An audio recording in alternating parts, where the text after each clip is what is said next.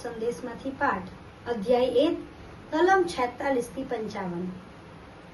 ત્યારે મરિયમ બોલ્યા, મારું અંતર પ્રભુનો મહિમા ગાય છે અને મારો આત્મા મારા ઉદ્ધારક પરમેશ્વરમાં રચે છે, કારણ તેણે પોતાની આ દીન દાસી ઉપર કૃપા દ્રષ્ટિ કરી છે।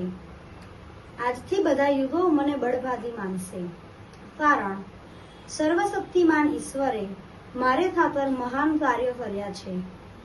એનું નામ પાવન છે। જેઓ એનાથી ડરીને ચાલે છે તેમની આખી વંશ પરંપરા ઉપર એની કરુણા વરસે છે।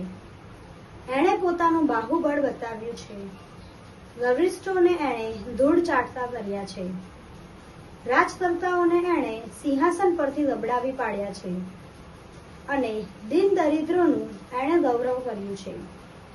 ભૂખ્યાને એણે શુદ્ધ સૌભાગ્યથી ભરી દીધા છે અને તવંગરોને એણે ખાલી હાથે પાછા કાઢ્યા છે।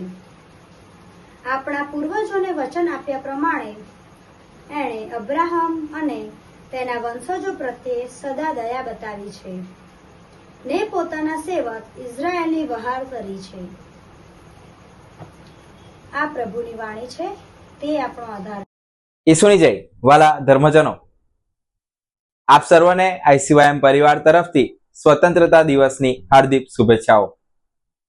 આજે માતા ધર્મસભા મહત્વના તહેવારોમાંનો એક મહત્વ તહેવાર એટલે કે માતા મરિયમના ઉદ્ગ્રહણનો પર્વ ઉજવે છે।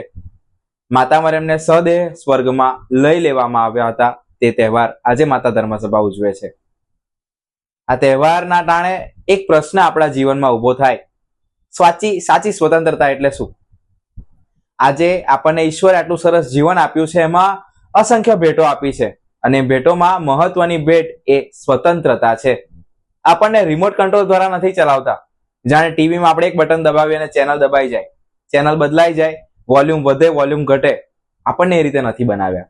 આપણને ઈશ્વરે સ્વતંત્રતા આપી છે, આપણા કાર્યો કરવાની, આપણા પગલાં લેવાની, પ્રાર્થના કરવી કે ન કરવી, બધી સ્વતંત્રતા આપણને ઈશ્વરે આપેલી છે। અને જેમ પેલો ઉડાવ દીકરો ઘર છોડીને જતો રહે છે અને એનો બાપ રાહ જોઈને બેસે છે, એ જ રીતે આજે ઈશ્વર આપણી રાહ જોઈને બેઠા છે। માત્ર પ્રશ્ન એટલો જ કે આપણી સ્વતંત્રતાનો ઉપયોગ આપણે કેવી રીતે કરીએ છીએ, આધ્યાત્મિક રસ્તા તરફ કે પછી દુનિયાવી રસ્તા તરફ। ચાલો માતાની મધ્યસ્થી દ્વારા પ્રાર્થના કરીએ અને સ્વતંત્રતાનો સાચી રીતે ઉપયોગ કરીએ। ઈસુની જય।